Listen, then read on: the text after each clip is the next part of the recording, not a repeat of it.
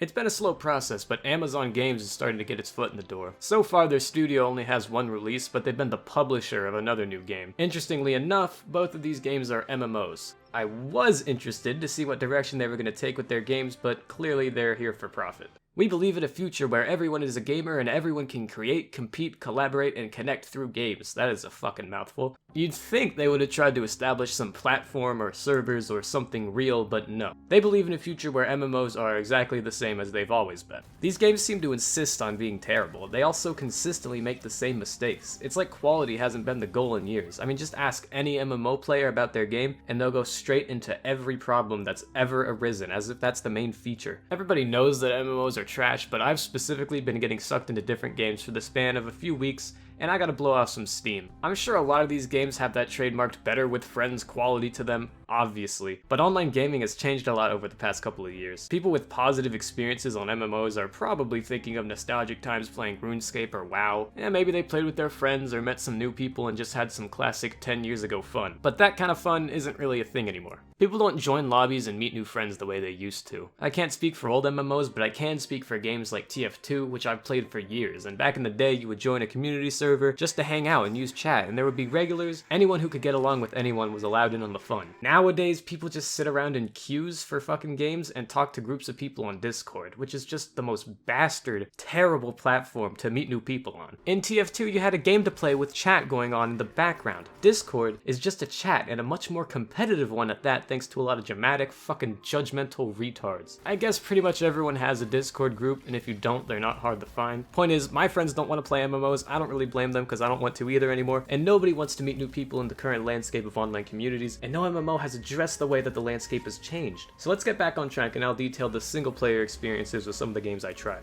The most recent release I saw was Lost Ark, which is brand new, and this one was the game published by Amazon, but developed by, Smilegate RPG. Yeah, no, never heard of them. It's been very well received, which I'm not surprised about. The gameplay is actually pretty fun. It works kind of like Warcraft or Diablo, two games I've never actually played, but I would have to imagine that this is how those games work. Questing is just like any other MMO. You talk to someone, and of course there's just way too much fucking dialogue, so you skip it all, then you go kill a bunch of the same enemies, then you accidentally accept a side quest that you have no intention of ever completing. Rinse and repeat. For 15 hours. This was on rinse and repeat. I was just going at the main story, waiting for the game to cut me loose, and it never did. And I'll be honest, the story was pretty cool for a while. There were some really fun dungeons and events to do, but 15 hours of the same thing over and over, and I'm still on the first island. That's fucking ridiculous. Look how big this map is. The progression is otherwise pretty good. You get to pick which abilities you use and level the ones you want to be best, so you have a refreshing amount of control over your build. Well, not that it actually matters. If you played Lost Ark, you probably noticed that the game was incredibly easy. I was waiting for it to get harder, and it just never did. You have enemies who rarely hit you, and bosses who are either complete pushovers or one-shotting machines that are just too easy to dodge. To help you get an idea of the difficulty, here's a major boss fight. I'm going to enjoy killing you.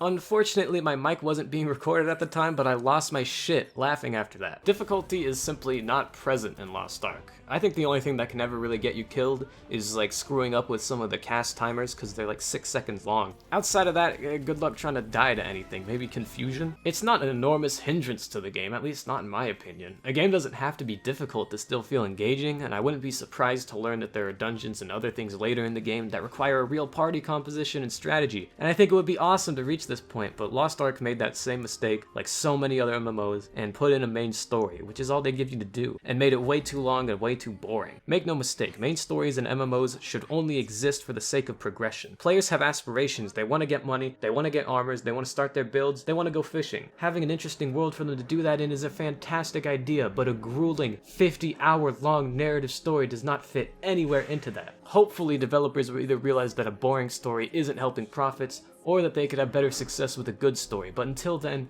games with potential like Lost Ark are going to be games that I can't get all the way through. Another shining example of this problem is Black Desert. This game really overdoes it with the dialogue, just to absolutely make sure you aren't paying attention. Seriously, there's no way in hell they wanted you to actually enjoy the story or any piece of any narrative anywhere in this world. It's almost sinister. There's gotta be some motive behind doing this, right? You don't just make a game like Black Desert on accident. Of course, the story isn't Black Desert's only problem. It's not their biggest problem either, far from it. This game is buried under a mountain of horrible design choices and other issues. I guess you could classify everything as a design choice, and it's all horrible. So, yeah. Horrible design choices. Progression stood out to me the most. Everybody who plays through the story will end up progressing their gear the exact same amount using the exact same method. They just give you the materials and you go ahead and upgrade your weapons to match the story's pace. So why even give me the materials? Why make me do the upgrading and deal with the confusing ass system? Why not just upgrade it for me? Or better yet, give me progression that's actually interesting in a system that makes sense. How many hours does it take to actually get the awakening items, and then when you do, the entire build that you've just been barely customizing is completely pointless unless you stick with succession. That's just the stem of Black Desert's problems that eventually blooms into a beautiful flower of just a million different systems that are completely broken. There's the player home system, which is a complete fucking mess and none of the homes are actually worth anything. Crafting and workshops take inhumane amounts of time and resources, and most of the rewards end up being worth less than what you had to get to make them. Sailing is fun, but it's wonky and generally very slow. The fast boats are great, but they have limited use, which fucking blows. I guess they didn't screw up fishing too bad, and the rest of the systems I'm not familiar with, and I don't really want to be.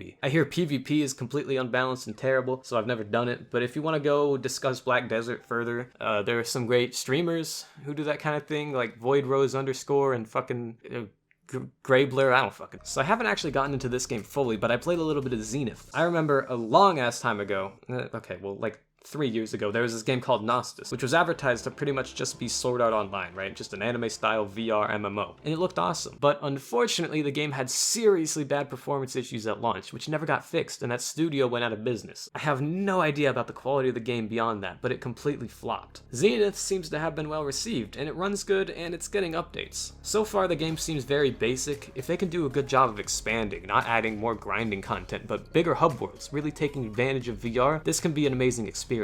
I really wish they would make better use of social areas. There's this tavern place that you can fast travel to, and I saw this, and I thought, holy fuck, that's gonna be awesome. You can hang out like it's VR chat world, just shoot the shit and meet people, sweet. And I went to it, and it was completely empty inside. Zenith has potential, but it's an MMO, so who knows? It could totally turn into a fucking cash grab, uninspired grind fest, but I'm still glad I bought it. On almost the other end of the spectrum from Zenith, we have Phantasy Star 2 New Genesis, long-ass name, which released as an already uninspired shitfest that has absolutely no hope of getting better. Phantasy Star 2 is actually pretty old, and I'll admit, it does have some interesting customization. New Genesis characters do look pretty good as well, but man, this game just has nothing else going on. All the shitty, confusing progression, all the stale combat, all the terrible characters and plot details, they have no way of being redeemed ever. If this game somehow becomes a quality experience, I will be seriously surprised. There are things that I really do like about the MMO genre. There's just not a game out there that really nails it for me. Players want their characters to be distinct. They want to be able to inject a good amount of personality. Customization needs to go beyond appearance. It needs to reach weapons. It needs to reach apparel. It needs to reach player homes and professions. So many games get close. I mean, I could sit here and talk about my ideal Frankenstein's monster MMO with Fallout 76 weapon customization in Destiny 2, with Phantasy Star custom characters on the Black Desert map, with